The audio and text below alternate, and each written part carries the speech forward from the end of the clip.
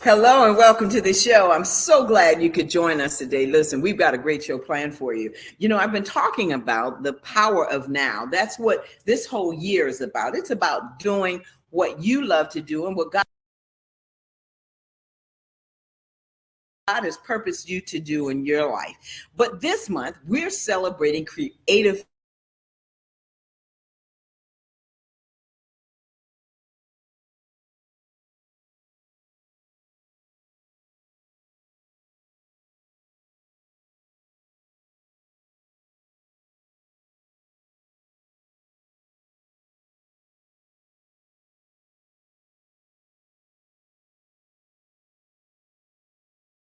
who are artists who are really just making a difference in the world of the arts and writing books. That's an art.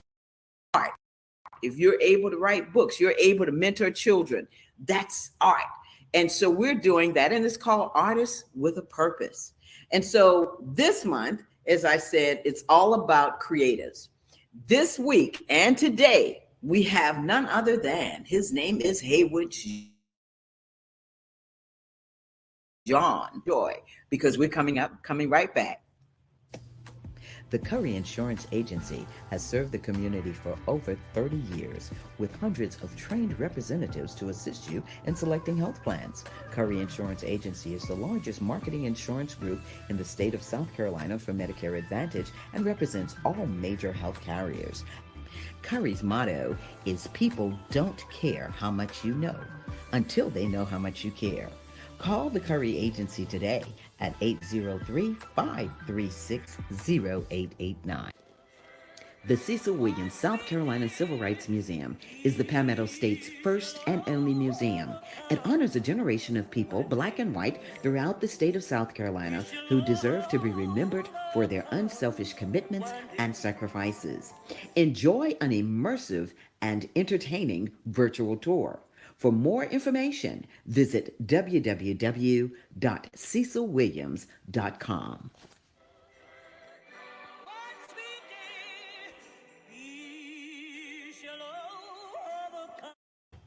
Welcome back to the show. Well, listen, as I told you, we've got a great show planned for you. Listen, this guest is so very special. Had the opportunity to really sit down and talk with him and have known him for quite a long time.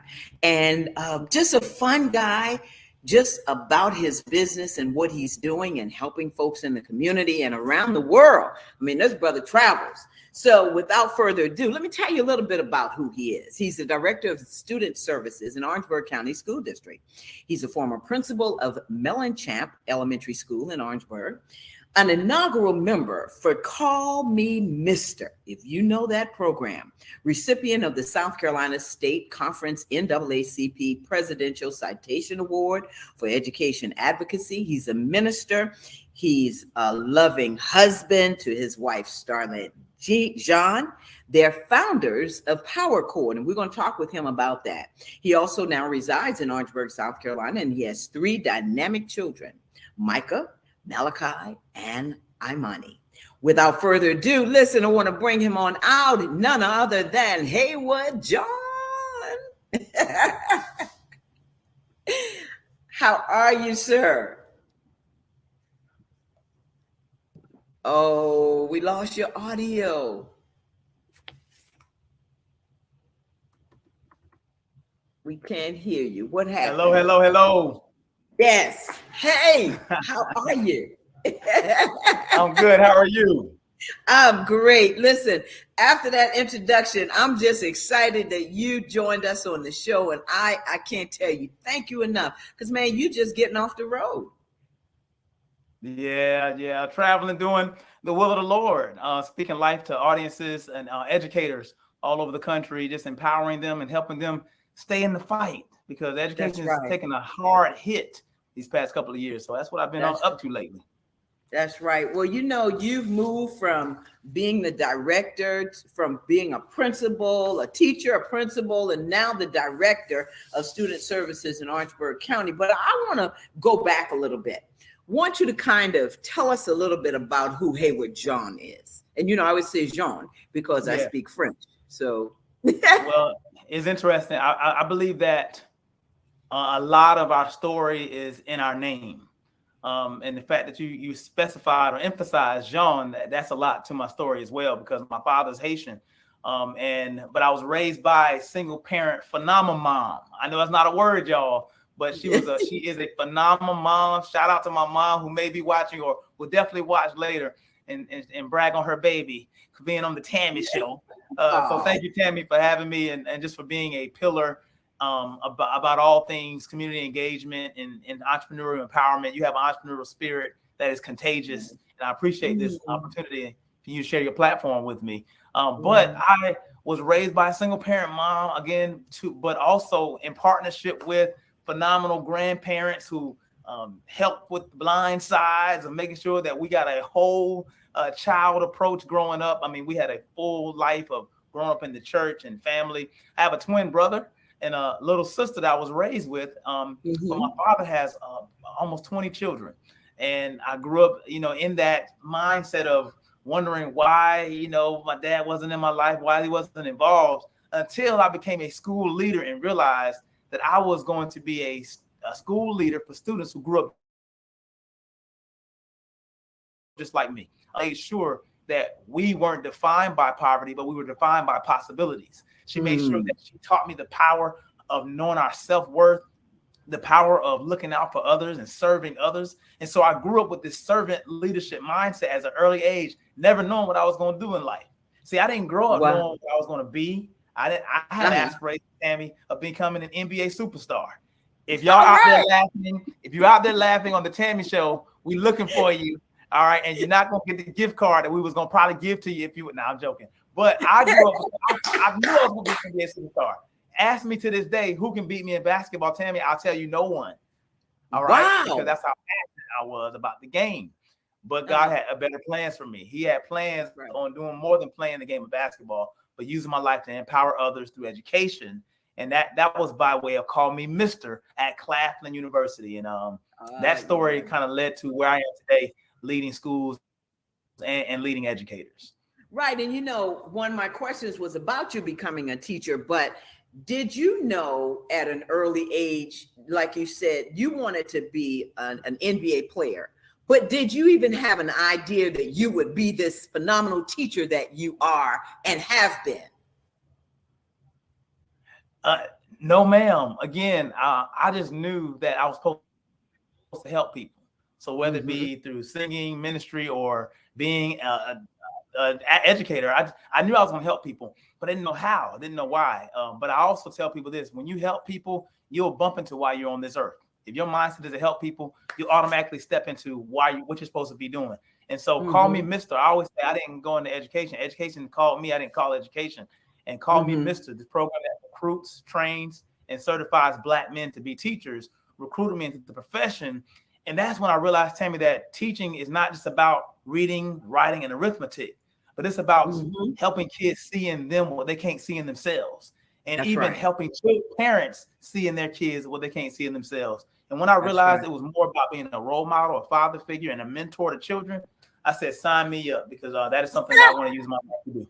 Wow, come on. And to be the inaugural member of the class for Call Me Mr. Because I remember, and I don't know if you remember Mr. Floyd Breland from Charleston, South Carolina. He was one of College of Charleston. He was one of those folks, of course, I grew up knowing Floyd because he was a great friend of my father, but remembering what that meant when he said, call me Mr. Wow. And I was like, call me Mr. Program. He says, let me tell you about it. And this is what he talked about. And now to meet someone or know someone like you, that is the inaugural member for that particular initiative. Let's kind of talk about that, because Black men are, we know the labels that Black men have today, with the exception of men like you. People look at Black men and say, well, they're not doing anything, or they're this, or they're that. They put that stigma on them. Talk about how the Call Me Mr. program changes that mindset. Okay, we just lost Haywood John. All right, but he's going to come back. and we got him right back.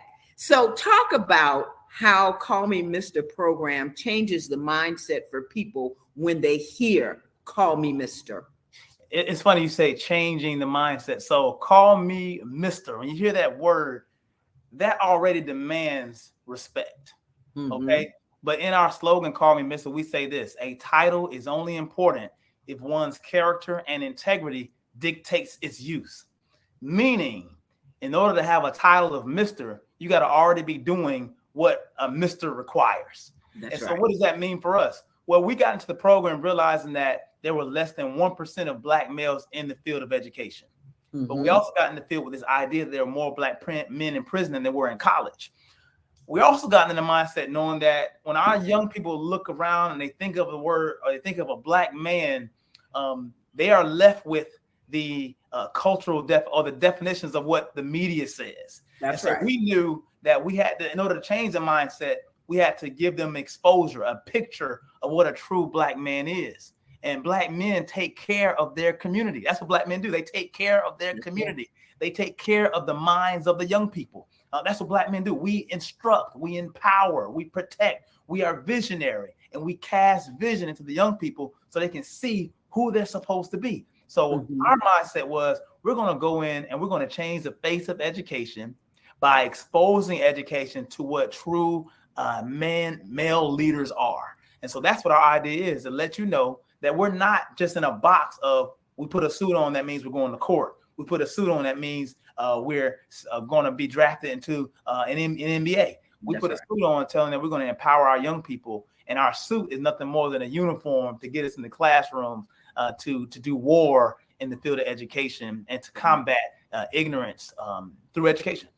Wow. I like the terms when you said combat. Yeah. You know, when you're out in the field, and I'm going to go back to you with teaching, because you've been a teacher. Now you are an administrator. Yeah. What do you miss, or do you miss teaching, and why? Oh, man. So if you think about teaching in this form of a lesson plan, going in the classroom, that's unique. I still get the opportunity to do that in many cases, not in a traditional sense. But if you want to say, do I still have moments where I'm like, wow, yes, I do. I loved having a classroom where I had a theme. I had a class name, and Tammy, I had theme songs for my class. Get out. Oh my gosh. My class. What were they? Oh, I'll give you one. So one of my classes, I was a single gender teacher as well. So I taught heterogeneous classes, male and female, but I also taught all male classes. And so I always treated my classrooms like a movement. Like you weren't just in Hayward John's class. You were part of a movement. You were part of something special, because I just took that seriously. Some people say I was a principal as a teacher because I turned my classroom into its own school. And most of my students can attest to that. And so one class name, I call this one out. It was called the Transformation Corporation. That's what we called it. We were third graders. We had our own logo. And guess what our logo was? What? The butterfly. Get out of here. Why? Transform. And so I want you to know that when you come into my classroom, you're going to leave better than the way that you came. So we had our theme song for that. And then for my single gender class, all male class, I called them DEEP. Destined to Exceed Exemplary Production. So for my men, I wanted to go a little bit deeper than scratching the surface of education. And our theme song went a little something like this. Okay. DEP is who we are. Taking learning beyond the surface, we're going far. I know how to dream and set goals in life. Plus, I'm on a team that knows how to fight for the best education I can have. Fight all the negativity trying to grab me from my destiny that cannot get the best of me, because it's all used for what I was meant to be. That's a leader to help my community, and they're in need of a leader bringing unity, going deeper than a beat to a fast tune. Education going deep in my classroom. And my students said that every single morning before we started instruction. Before we started instruction, they said the class theme song, because I want them to constantly be reminded of why we are here. Why we are here, the purpose of education. And I believe in society, we have to keep reminding our children that education has a purpose. See, a lot of kids they drop out because no one's telling them why it's going to be valuable for them. So they don't see value in that. And so they go to where they see value in. And that's why I wanted to be that serious about education. Wow. I'm telling you now, if you got all these different theme songs, I mean, what else is left for you to do with your kids as you come up while you're helping your teachers that now you are mentoring to and helping them understand, hey, we gotta get the attention of these kids. Say it, Tammy. Exactly. I love it. Thank you for sharing it, because I'm gonna ask you to sing a little later anyway. Oh yeah. Okay. So you're gonna stay with me until we finish. I got you. But I want to talk with you and ask you, as we're talking about Transformation Corporation, DEEP, what was your most memorable occasion that you can think of with your students? So many, but I would have to call the attention of when I took all of my students, all their parents, the principal, and the leaders that could go. I put them all in a charter bus, and during the summer, and I drove them to Clemson University to be the keynote speakers. Watch this, for the Call Me Mr. Leadership Institute. So I had about 20 something children. I took all their parents that could go. So we loaded up a bus of about 60 something people, and my wife, my son, my firstborn at the time, and we traveled to Clemson. And I had the keynote the Leadership Institute in order to empower the students and teachers that were there. Was 200 young men that wanted to become teachers.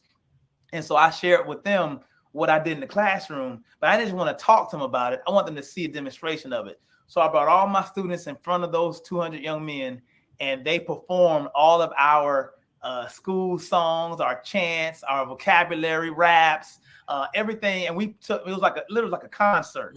And that was my students' way, watch this, of having exposure to being in front of people, doing their oratory things and all of that. And I didn't mention this too. Every student in that classroom, I always called them doctor.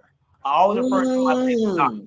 Whether they were going to be doctors or not, I want to make sure that I called them at the highest level of potential that I can think of and see for them, so until they talk to themselves. And guess what? One of those students constantly keeps in touch with me. I'm going to shout her out, Madison Irick. Madison Irick, she is probably 2 or 3 years shy of becoming that doctor. And she constantly reminds me, Mrs. John, I'm almost there. She's a stellar scholar, but she holds true to some of those same values. And if I had her on the show right now, she can quote more of the rap songs we learned in 3rd grade than I can. Wow. I was at her Duke graduate. She graduated from Duke recently, and I gave comments at her graduation program. And as I was giving comments, she shared one of our raps from 3rd grade. Wow. And stopped going. I'm like, the whole thing? Because our kids don't remember when we give them memorable moments. Exactly. I believe in education, we got to start giving our kids moments and memories that right. last forever, so they will want to hold on to the values that education provides for them. That's right. And I still remember in my kindergarten, just to share with you, as you're talking about it, brings back memories, because I always, Father Mackey always said, if you listen, you learn. If you learn, you'll be smart. It is. And listen, and I was 5 years old. Wow.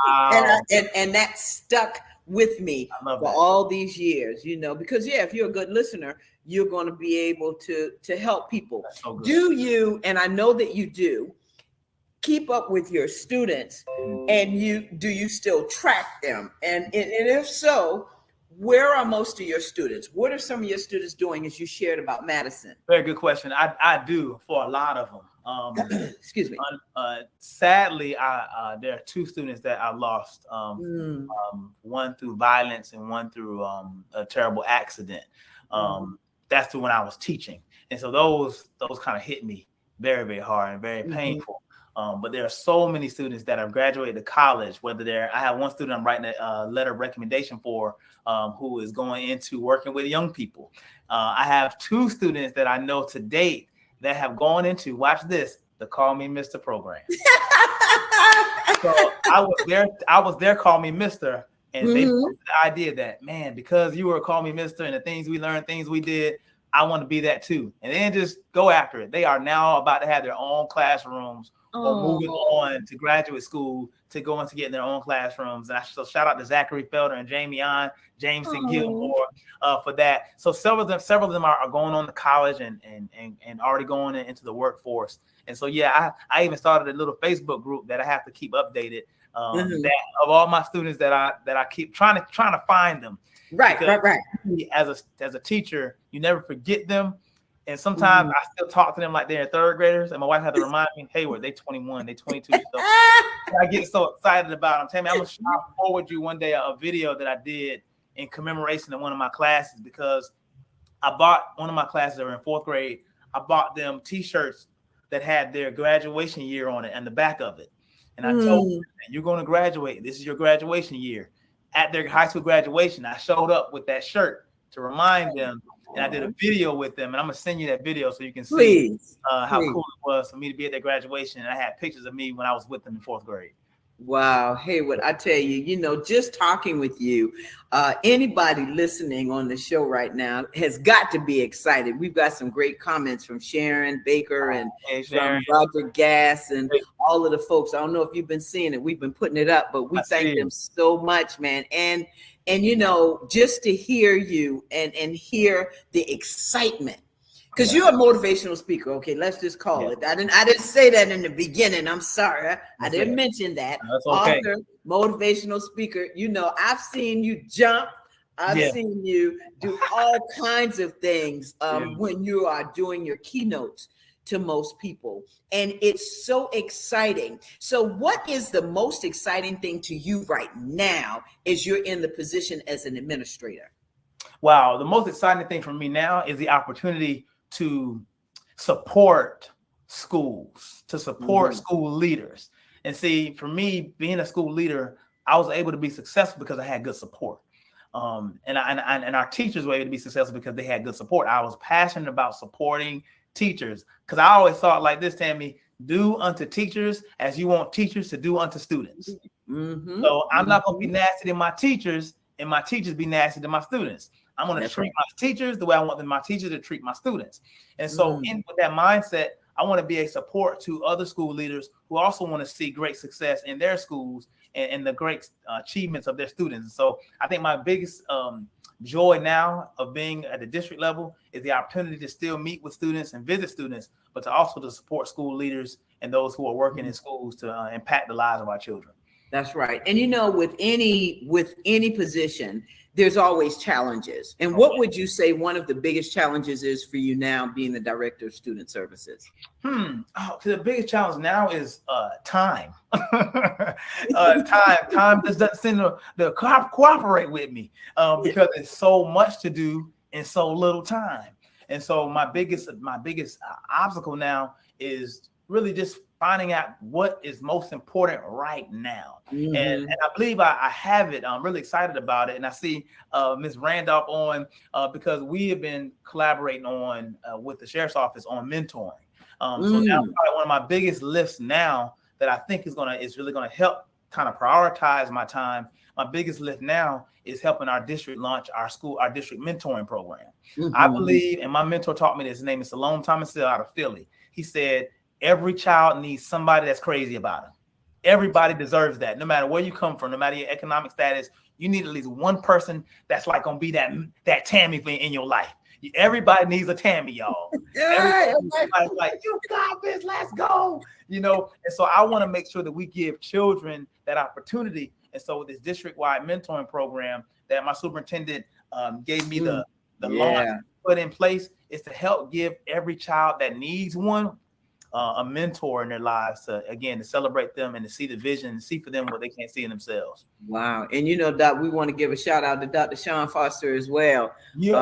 Superintendent, for all that you all are doing here in Orangeburg. And as I said, Orangeburg is growing. People don't know, they say you from Charleston, but I'm here in Orangeburg and I love talking with folks like you, Hayward, because I see what's happening. We see the change coming and we see what needs to happen for our children. And it's because of people like you, that's what's happening. and we thank you so much. Listen, I want to quickly, before we go to a break, I do want to ask you about Speak Life Enterprise. Kind of tell us a little bit about Speak Life. So Speak Life, again, it originated from my passion for young people. It did. I was very passionate about making sure my children heard words of life. And it started to spill over into social media because I kept seeing so many comments about death and death all around. I said, nah, we got to interrupt that. I said, how do you destroy death with life? And so I just want to speak life. And I also noticed that a lot of our young people, even in their music, is littered with death and death. It's like an addiction to death, where our children are starting to see that there's no reason for living. And so I wanted to see that. But then I'm also seeing it with adults as well. And so you have adults that just kind of walking dead at many cases because they don't feel like they have a life or their job. They go to the job, but the job is just kind of something to do. And I want to know your life has meaning, your life has purpose, your life has value. And so I believe in resurrecting the gifts inside of people by speaking life to them. And so that's kind of been putting me on a trajectory now where school leaders all over the country are saying, oh, we realize now we have the curriculum, we have the content, we have the standards, we have the positions, but we don't have life. And so now they're asking for it. And so now people are realizing that you need to breathe life into your careers so that your careers mean something. It's no use having a career when you're not having a life. It's no use having a career if people aren't becoming better from the career. People are dying, Tammy, doing their jobs. That's right. And Haywood, it's funny that you would say that, because I was just thinking about that. My sister and I were having a conversation about the pandemic, and I want you to kind of comment on this, because as you're talking about speaking life and you're talking about people that are dying on their jobs, dying in their lives, what do you think we can do as a community to really help people get back into themselves, purpose? Because as I said, this year I'm celebrating the power of now.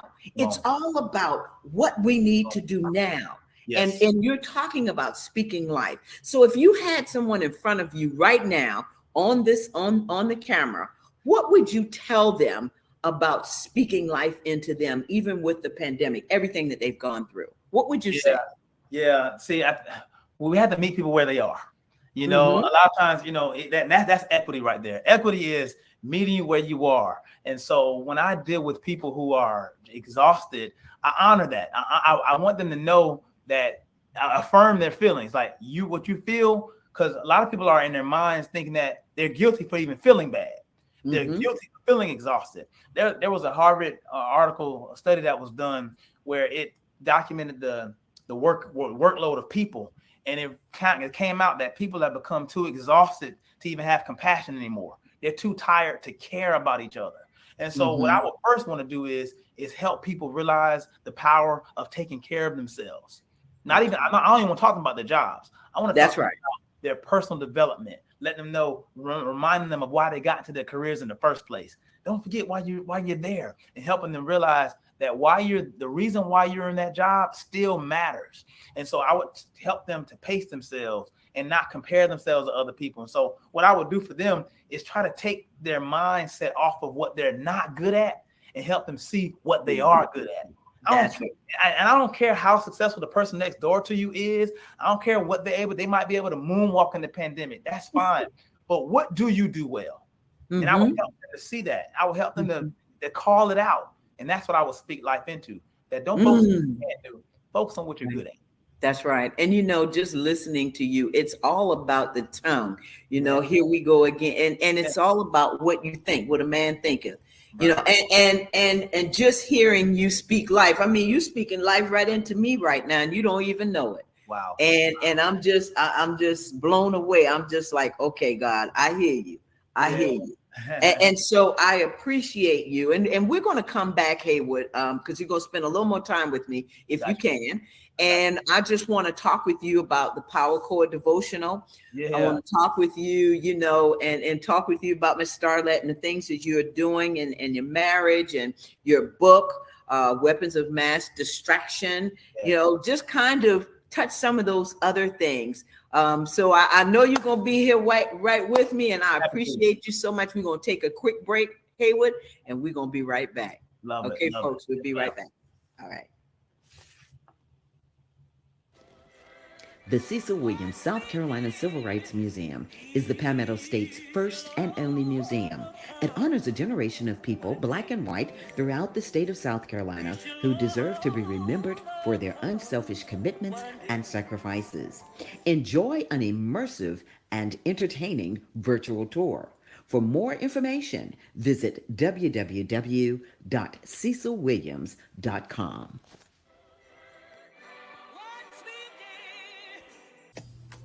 The Curry Insurance Agency has served the community for over 30 years with hundreds of trained representatives to assist you in selecting health plans. Curry Insurance Agency is the largest marketing insurance group in the state of South Carolina for Medicare Advantage and represents all major health carriers. Curry's motto is people don't care how much you know until they know how much you care. Call the Curry Agency today at 803-536-0889. All right, we're back. Listen, if you haven't been with us and you're joining us for the second half, we have Mr. Haywood John, the Jean, as I say, yes, founder of Speak Life Enterprises, the director of student services at Orangeburg County School District, author, motivational speaker, father, husband, teacher, principal, all of the above. And so, Haywood, thank you again for being on the show. Happy to be here. Happy to be here. The second half. So let's go back. We were talking about speaking life, and you were really saying some poignant things about speaking life into people. And I just want folks that are listening and folks that have not commented, but folks that are looking at us, understand what you are really saying. It's like you got to talk to yourself. Yeah. You got to speak life. You got to encourage yourself. Yeah. And I just kind of want you just to kind of continue that conversation that we were having. I love it. I believe it's really important for people, even especially you that are watching. This is something activity you can have right now. Everyone needs at least one statement that they can say to themselves. One statement, one affirmation statement that you can say that can help you stand in the midst of all the chaos that's around you.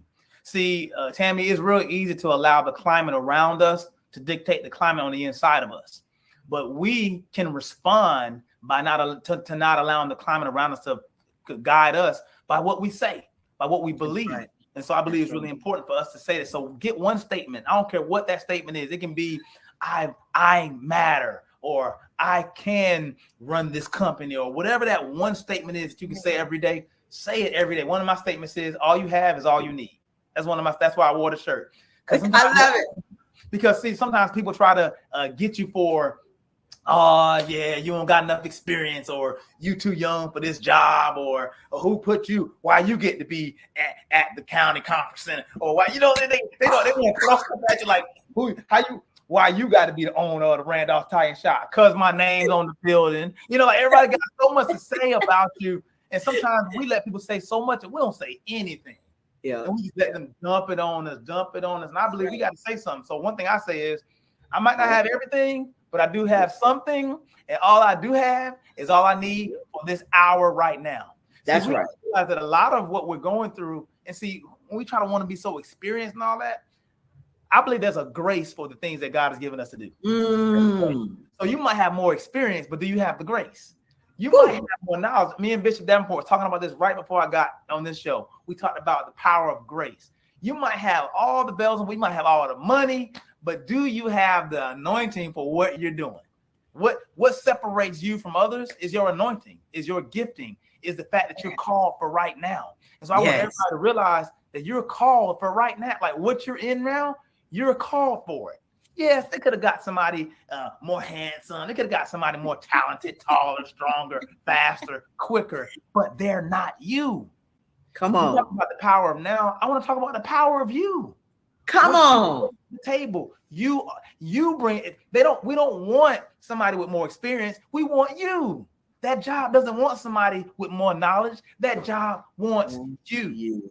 Wow. A lot of people say not what you know, but who you know. You know what? In a lot of cases, it is who you know, because you matter to that role. That's right. I mean, I didn't realize why it was important for me to be a 28-year-old principal because because at that time I was named principal, and a lot of people thought you ain't supposed to be there. Why are you there? They thought it was a suspicious act or whatever. It was just really weird. I didn't realize why I was supposed to be there until I encountered some students, watch this, who started calling me dad. Oh, come on. Oh, maybe I'm not just here to make sure they make the honor roll. Maybe I'm not just here to make sure they achieve graduation. Maybe I'm here to impact the generation. Maybe I'm here to help them see that their life has value. So I just want that's life to you. I want you to understand the power of you and the power of your moment and the power of this hour, and that you could have been born at any moment. You could have been born you could have been born in the 40s. You could have been born in slavery times. You were born for the moment you're in right now. So maximize it, y'all. Wow. Speak life. Let me tell you, it's powerful confirmation. Because guess what my theme was last year? What's that? The power of you. See, I'm about to go.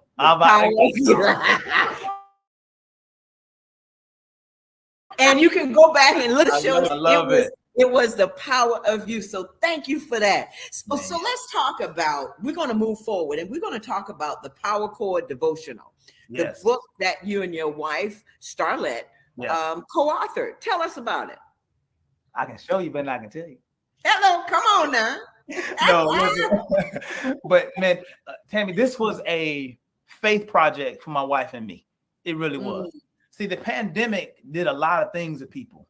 It actually, I don't believe the pandemic makes you. I think it reveals who you are. And so the pandemic revealed that a lot of people, a lot of marriages were broken. A lot of marriages were hurting. Because think about it. When you were forced to go to your job, you were also allowed to not be around your spouse. But now the pandemic says you got to stay in that house. You got to be right there next to that spouse at 9 o'clock, at 10 o'clock, 11. Y'all got to have breakfast, lunch, and dinner together. And so now I'm forced to sit with you. And I don't know if I know the person that I'm sitting with now. But see, when you spend 12, 13, 14 hours at the job, it's like you kind of just more so walking and driving and kind of seeing each other passing by. But the pandemic made you deal with your spouse. And when people started dealing with their spouses, they didn't properly, they didn't understand what they were dealing with. They didn't understand. They allowed the pandemic to separate them rather than bring them closer together. For us, we allowed God to show us what He wanted from us in this pandemic, stronger in our projects together. We had a lot of projects on the table, and one project on the table before the pandemic was to put this book together, and we turned it into a prayer devotion because we believe that in order to really fix marriages, it has to be done soaked in prayer.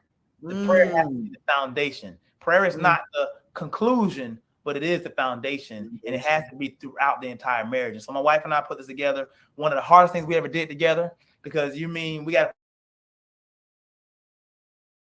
put my way of speaking. And so that alone was a marriage seminar in itself. But we were able to produce something that's anointed and that we believe can speak life to married couples to help them realize that there's so much value in your union. That's right. And you know, I when you said that, because I heard you say you had to put her words, your words together, and trying to melt that, kind of melt that together and gel that together. Yeah. What were the challenges for you all in doing that during the pandemic? Oh, the challenges and the kids home as well. Oh yeah, and that was beautiful for them to watch that process unfold. I think it's really important for children to see their parents getting along, doing projects. So that was beautiful in itself. So they'll do that for their spouses one day. But the challenge was this, Tammy. Here's the challenge. Starlet, I hope you hear this. The challenge was. Come on, Starlet. Here's the challenge. Starlet, you want to get on this with us? Come on. The challenge is I could do this by myself, Tammy. I can write this book by myself. I don't need nobody to help me write this. I can write a book about marriage by myself. Right. But watch this. So can she. She can write a book about marriage by herself. But since we've had the power of oneness, and we can do it easily, but because we want to speak life to married couples, we thought it was important to blend our voices. And here's why. In a marriage, you have to realize both of you can be right, but who's going to yield to each other's right at this point? Like, she can be right about how to cut the grass, but it takes the power of yielding to somebody else's right. I'll let you be right, and I'll hold on to my right until another time. That's grace. That's humility. Yeah. And so I had to just release what I thought was a good statement to what she thought was a good statement. And watch this.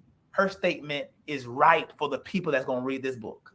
Wow. My statement might be good, but maybe her voice is needed for the people that's going to read this book. So it's not about who is right more than how can you yield and humble yourself to other people's ideas so you can know you ain't the one with all the answers all the time. Other people have answers too.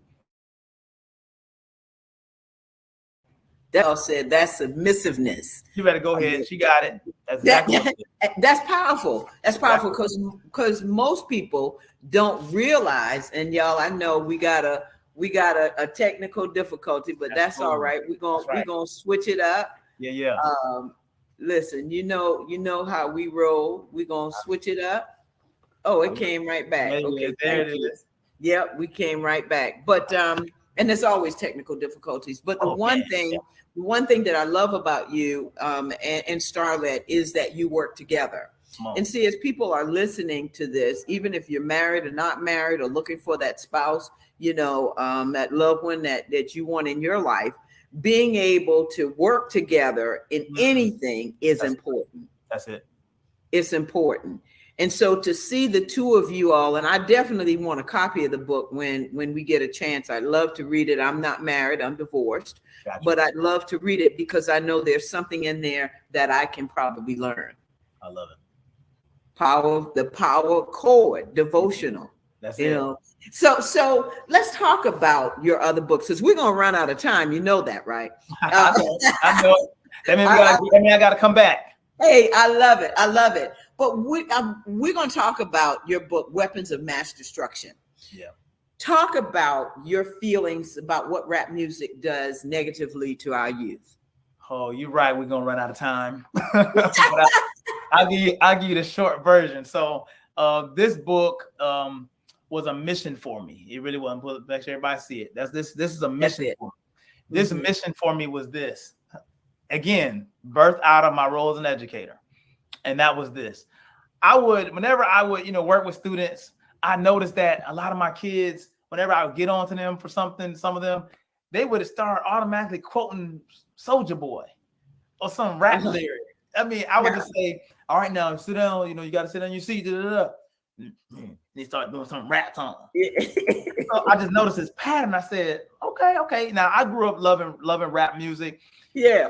You probably would know LL Cool J and Cut Creator. You know Cut Creator? Cut Creator. Yeah. That's my cousin. Really? Yes. So, hip hop is it's deep in my family. So, that so it's not like I was anti-music, anti-hip hop. Again, I grew up on it, but I started noticing a pattern. I noticed a pattern of influence. I said, man, my kids are influenced by something else. Again, I'm their teacher. I want to know what's influencing them. Now, I wasn't listening to some of that music because at that time I grew from putting things inside of my mind that wasn't growing me. And because if it wasn't growing me, then I wanted to make sure it wasn't destroying me. And so I wanted to make sure that I listened to music that was enhanced me. So I didn't listen to any of the music that my kids were listening to. But when they started saying that they was listening to Soulja Boy and they started saying that they're going to be influenced by the other stuff, then I said, let me find out what's influencing my kids. And once I started looking at the artists and some of the lyrics, and I realized that some of these lyrics are against what I'm teaching. Now, no way am I going to allow you to have more influence on my children than I do. So as I started doing a deep dive study on my young people and what they're listening to, I realized that some of them was doing more than just impacting their mind. It was starting to give our kids suggestions about dying before their time. I started seeing it started becoming less about sex and more about banging and drug dealing and killing each other. And I said, no, this is different. This is an attack on our youth. And so that's what made me do a deep dive study into what our kids are listening to and the influence and how industries are exploiting our young people to get them to buy the music. That's right.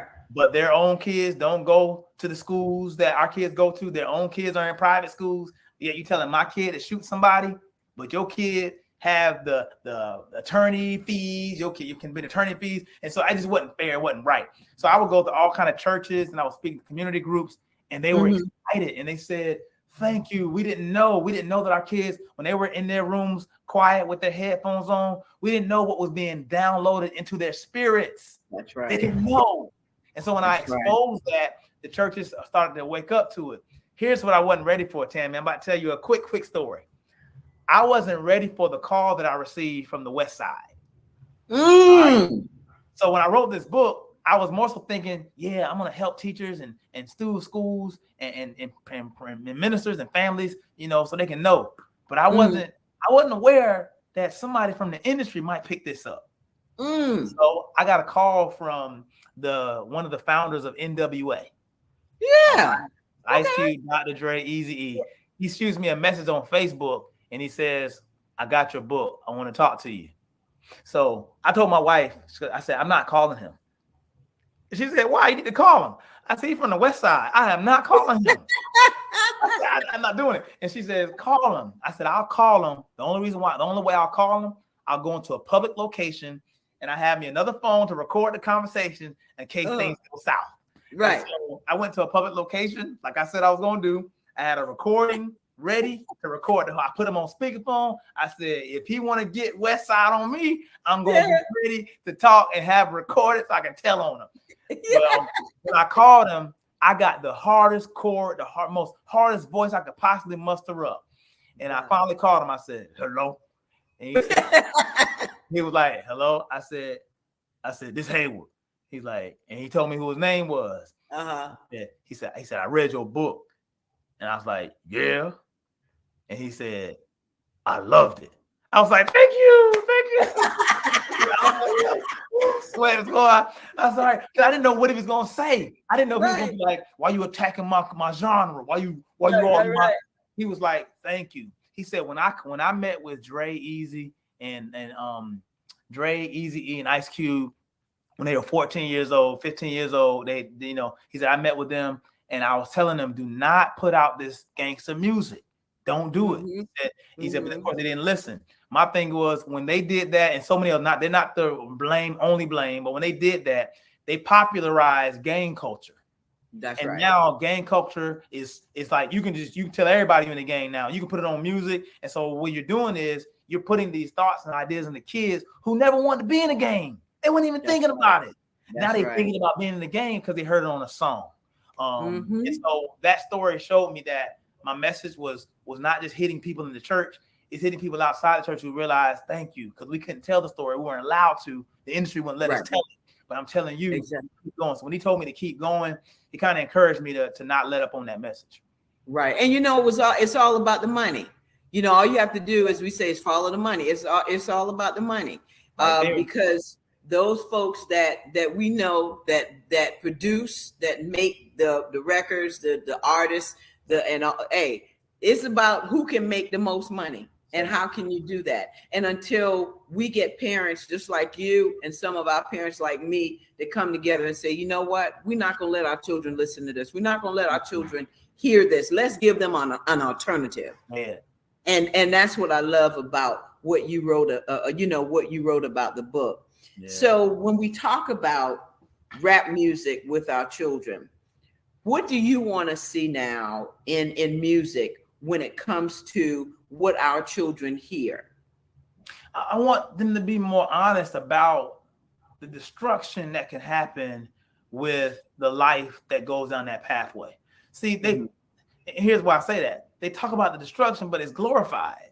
You know what I mean? Like, it's cool to put somebody on a t-shirt where they're saying it's like RIP. Like they make it sound so cool. But when I'm sitting with these families and I'm at these funerals, it ain't cool. Come on. And Tammy, not only is it not cool, but I don't hear any of these music songs playing when they walking down the aisle, look at that casket. Okay. They're not playing this music. They playing Pass Me Not Oh Gentle. They playing all the stuff at the back. I'm like, what? No. Where's the hip hop? They're not playing that. Why? Right. Because there's no life in that. And because there's no life in that, I'm telling them again, but it goes back to people walking around not feeling like their lives have meaning, that their lives have value. And so I want our young people to know, and that's why it's important. And I don't blame the young people. I look at us as adults. When I look at young people, I don't say look at them. I say look at us, because our young people mirror us. What is it about us as adults where our young people don't see us as people that they can trust to guide them anymore. That's right. What are we not doing as adults to properly guide them? I say one of the things that we're doing is we're treating our children like they are inconvenience. We're treating our children like they're in the way, like like they and so we're not honoring their experience as kids. We're saying anything around them, we cussing around them, we talking around them. There was a time growing up, Tammy, that you couldn't stay and couldn't hear certain conversations. You had to go in the other room because you can't hear this grown folk conversation. That's right. Now it's whosoever will let them come conversation. And so we're not setting these boundaries up anymore. And so our kids who really want structure aren't getting the structure. They really need structure, but they're not getting it. And so they're finding gangs and other avenues that are actually giving them structure. These gangs are giving them structure. They're giving them a vision. They're giving them something to belong to. And so as adults, we have to step up to the plate and wake up to what it is that we are allowing, what the expectations that we have in place, and step back up. That's why I talked about the power of mentoring, so we can really help guide our young people the way they should go. Yeah. So in rap, I want to see true mentoring. See, Jay-Z is a billionaire right now, but some of his songs got encouraged a lot of kids to go to jail while he was on his way to finding himself. Oh, okay. Listen, he had an interview on Oprah, and I put it in my book, where he said, what I rapped about back then is nothing I would say right now. What he was saying was, I was wrong for that. Like, that's not cool. Like, don't do that. Yeah. Tupac, before he died, Tupac said, what I rapped about was the fact that it came from a place where I didn't have guidance. That's right. He was on BT. He said, I didn't have guidance. That's why I talk like this. That's why I rap like this. He's telling us this ain't how you're supposed to talk, but I have no other way to talk because that's how I don't know any better. I don't know any better.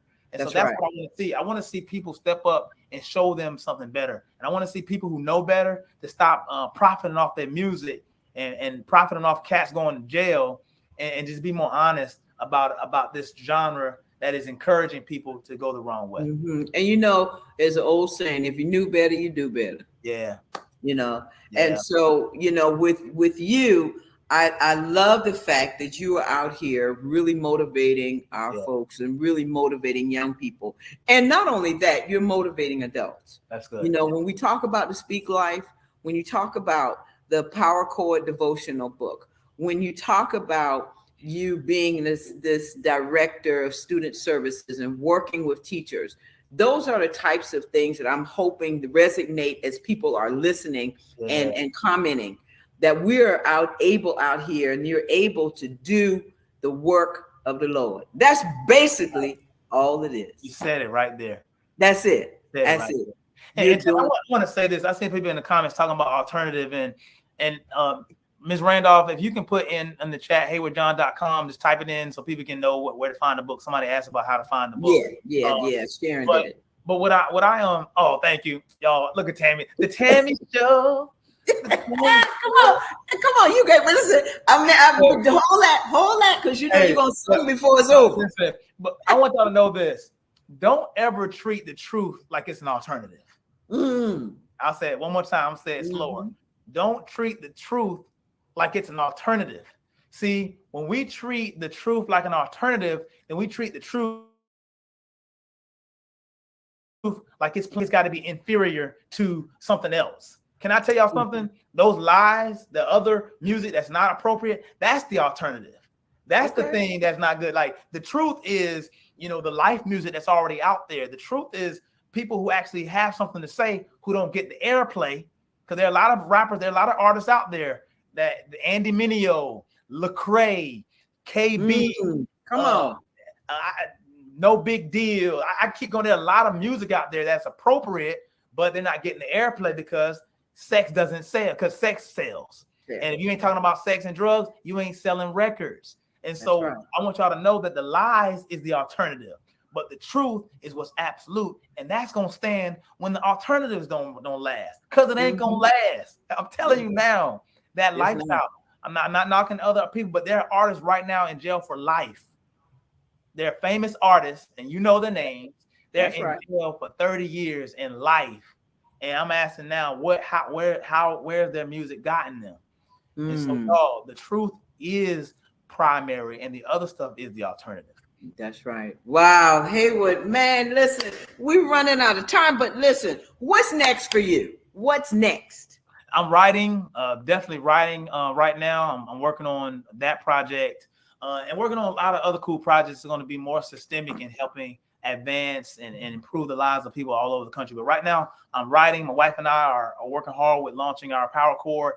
And first time saying this on social media, you heard it first on the Tammy Show. My wife and I are in the process of developing our own ministry, our church.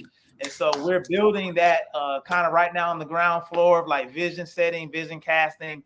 But I want to put that out there to hold us accountable to make sure it happens. But God has called us to develop our own ministry. And so we're building that right now as we speak. Wow. Okay. I'm going to ask you this question. And then after that, I want you to leave us with one of your favorite songs. Okay. Okay. Yes, ma'am. So the question is, or the statement is, 3 words that describe you. 3 words that describe me. Purpose driven. That's kind of 2, but it's hyphenated, so give me credit for that. All right. Visionary and faithful. Man, Haywood, John. Yeah. I'm excited. I just can't say enough about you taking the time to be a part of the Tammy Show today. And just knowing you, I'm about to cry because I'm in a new spot now and we've kind of shifted a little bit. Wow. And this is the first show, and God told me I needed to do the show today from here. Yeah. And this has been such a powerful show that you have spoken life into me. And I just thank you so much for being a part of the Tammy Show and being on the show today and just sharing with us. You've imparted so much information and so much knowledge that I hope that folks that are listening and the ones that have not comment, that they really, really get something from this. Wow. Because it's all about what we do for the community. So Haywood, want you to kind of take us out, and then I'm going to just say bye to everybody. But again, thank you so much, my brother. Oh man, that's a good honor. So I'm gonna give a snippet of one of my favorite songs, and it's actually a song that I wrote. All right, and it's actually named this name of the song is on my t-shirt. All right, and hopefully it encourages everyone with this one line to encourage that all you have is all you need. All right, here it goes. And if it's gotta be, then it's gotta be me. No more waiting for someone to say what I know what is true, and to do what I know what to do. And if it's gotta be, then it's gotta be me. No more second guessing me. And all I'm to be is inside of me. I will fulfill my destiny.